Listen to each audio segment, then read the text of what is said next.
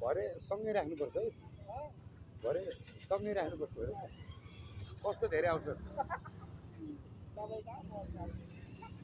भेटी भइहाल्छ नि, अनलाइनमा भइहाल्छ नि। ल ल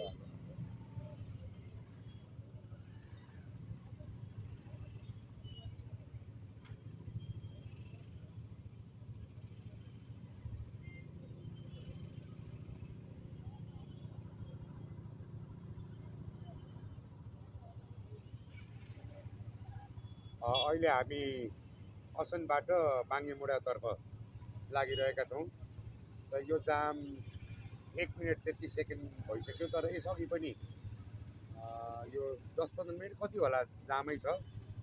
मैले यो खिच्न थालेको भर्खरै हो।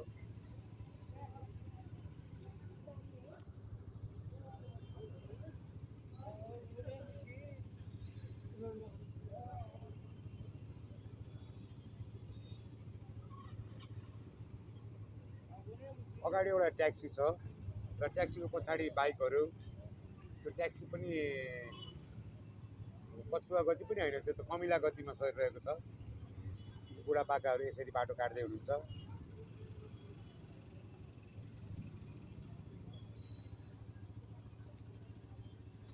धेरै गाह्रो छ।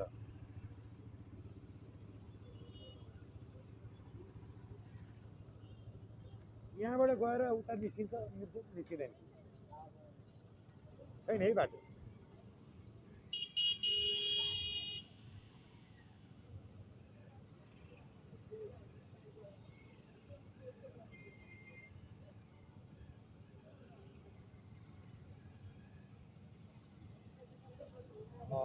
बाङ्गेमुडाबाट हामी असन जानेतर्फ मोडमा छौँ र धेरै टाढा छैनौँ, तर अवस्था यस्तै छ।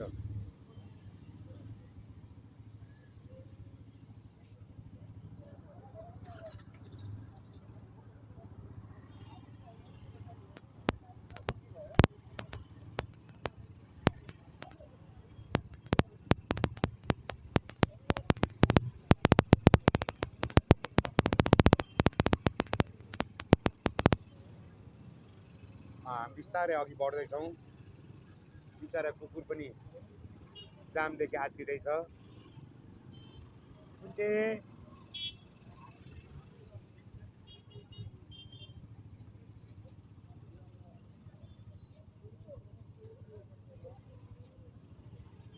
हाम्रो राजधानीको अवस्था हो। राजधानीको बुटुमा छौँ हामी यतिखेर र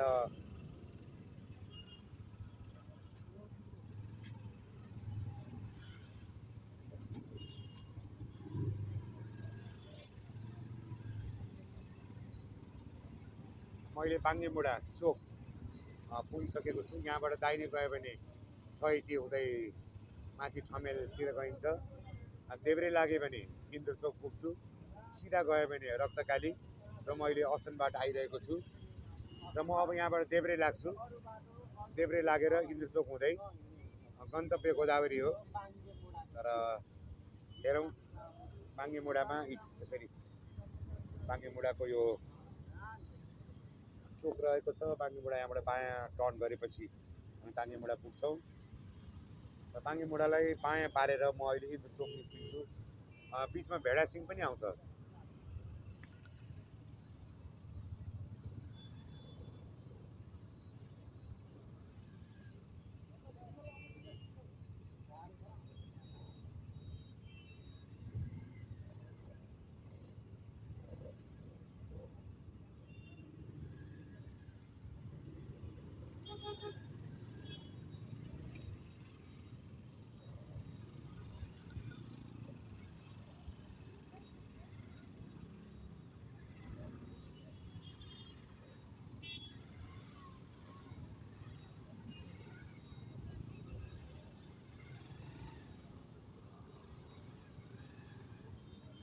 कठिन छ यहाँको बाटो, यहाँको यात्रा, यहाँ सवारी साधन चलाउन। जो पाए त्यसले खै सजिलै सक्छ जस्तो लाग्दैन, तर बाध्यता हो, सक्नै पर्छ। सानो नानीहरू बाटो काट्न खोज्दैछन्, सकेनन् त उनीहरू अन्तै फर्किए। बाटो काटे।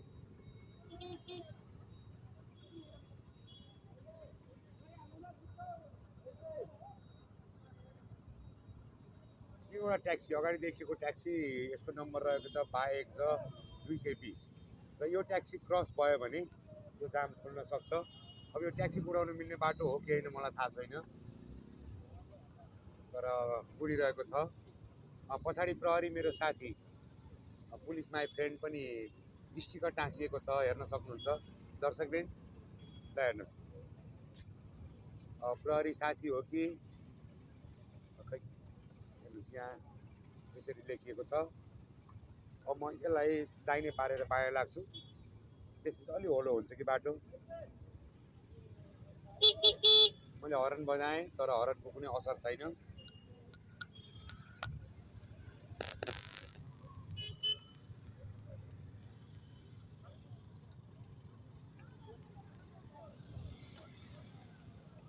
यो बाङ्गेमुडा चोकबाट म भेडासिंहतर्फ हुँदै यहाँदेखि यति होलो छ, यता फेरि यही कोही यहाँ बाटो खाली छ। भेडासिंह हुँदै म इन्द्र चोकतर्फ लागेँ। हेर्नु दर्शकबिन, यतातिर बाटो फेरि यति होलो छ, यति खाली छ र त्यही उता त्यस्तो छ, यहाँ यस्तो छ। अब म आज सजिलै घर गोदावरी प्रस्थान गर्दैछु, पुग्न सक्छु होला। यस्तै हो सहरको जीवन।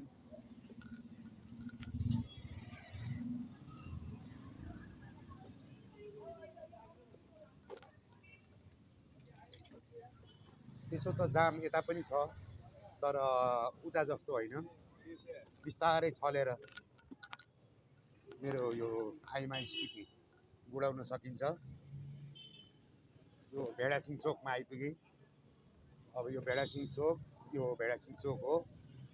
यो भेडासिंह चोकबाट यता नरदेवी सिधा गयो भने इन्द्र चोक, र म इन्द्र चोकतर्फ लागेँ। यहाँ पनि एउटा ट्याक्सी आइपुगेको छ, र यो ट्याक्सीले हल्का बाटो छेके पनि त्यति जाम छैन, खुल्लै छ बाटो। यसलाई ओभरटेक गर्न सकेँ भने म अलिक छिटो पुग्छु कि ओभरटेक गरेँ मैले। ल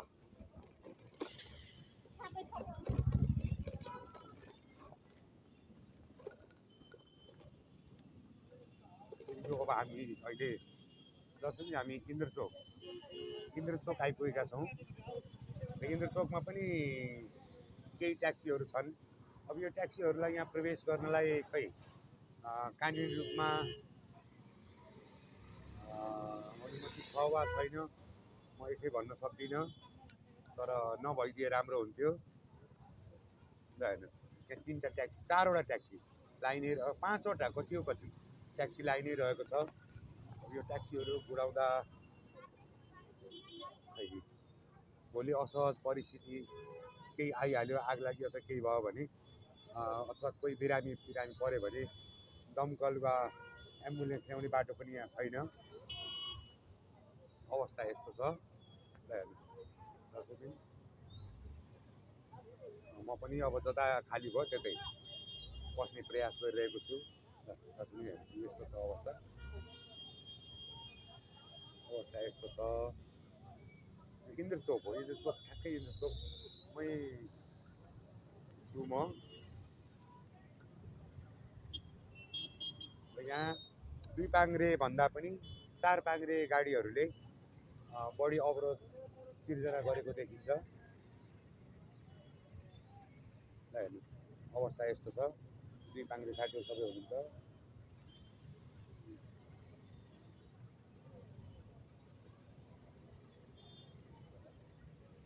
यो इन्द्र चोक हो। इन्द्र चोकबाट अघि जुद्ध सडकतर्फ हामी जान्छौँ। यता हनुमान ढोकातिर पनि अलिक होलो भए पनि त्यति खाली त त्यता पनि छैन।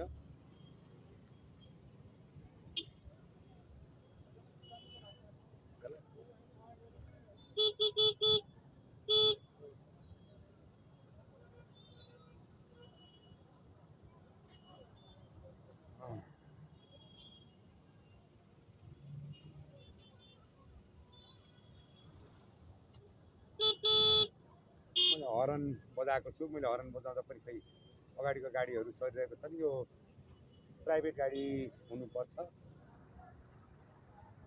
ट्याक्सी हो भन्न सक्दिनँ। हल्का सरेको छ, हल्का सरेको छ गाडी।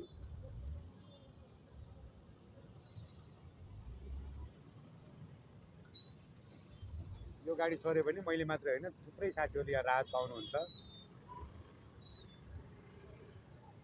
ल, गाडी अघि सरेको छ, हामी पनि सरेका छौँ।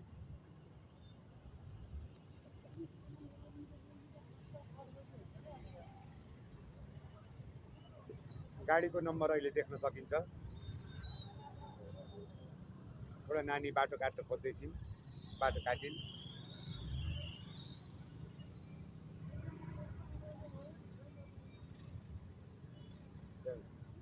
यहाँ सवारी साधन चालकलाई मात्र होइन, बाटोमा यातायात गर्ने बटुवाहरूलाई पनि गाह्रो छ। मैले ओभरटेक गर्ने प्रयास गरेँ,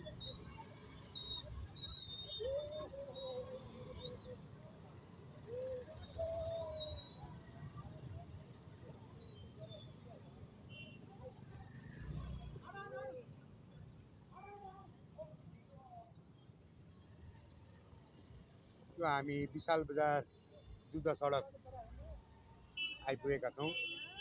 यहाँ पनि समस्या त्यस्तै छ। मैले सबैलाई ओभरटेक गरेर अगाडि आएँ। यहाँ खाली बाटोहरू छ, पछाडि अरू साथीहरू धेरै आउँदै हुनुहुन्छ। हेर्नुहोस्, बाटो यस्तो छ। यहाँ अलि तुलनात्मक रूपमा यसलाई खाली नै भन्नुपर्छ।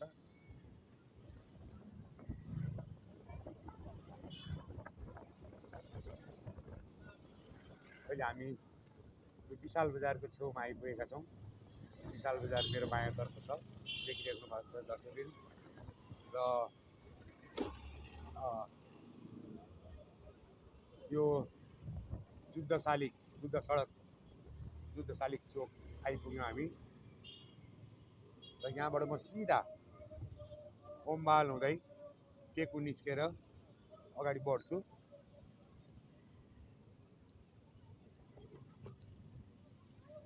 यति बेला म यसलाई धर्मपथ भन्छ, धर्मपथ आइपुगेको छु। धर्मपथमा पनि चहल पहल उत्तिकै भए पनि जामको अवस्था सामान्य नै रहेको छ।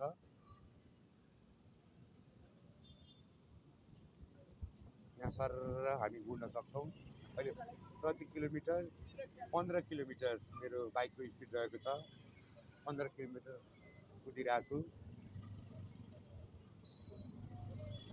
यो धर्मपथबाट यो पुरानो भन्सार पनि भनिन्छ यसलाई। यहाँबाट देब्रे लाग्यो भने गणबाल, म दाहिनेतर्फ ओमबाल पस्दैछु। ओमबालको बाटो जाम भए पनि रोकिएको छैन, बिस्तारै अघि बढ्दैछौँ हामी।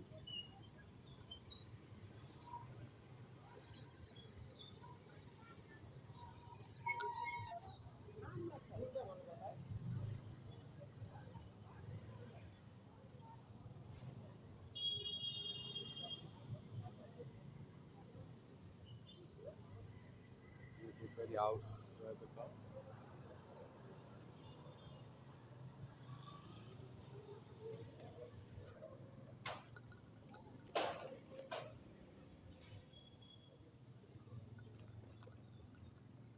ओमबाल जमानाको ऐतिहासिक इडेन होटल अगाडि आइपुगेँ म। यहाँबाट म दाहिने लागेँ। इडेन होटलबाट दाहिने लाग्दा म चिकामुगल जैसदेवल निस्किँदै टेकु निस्किन्छु। त्यहाँबाट सानेपा हुँदै म जाउले खेल भएर लगन खेल निस्केर सातो बाटो हुँदै गोदावरी पुग्ने प्रयासमा रहेको छु।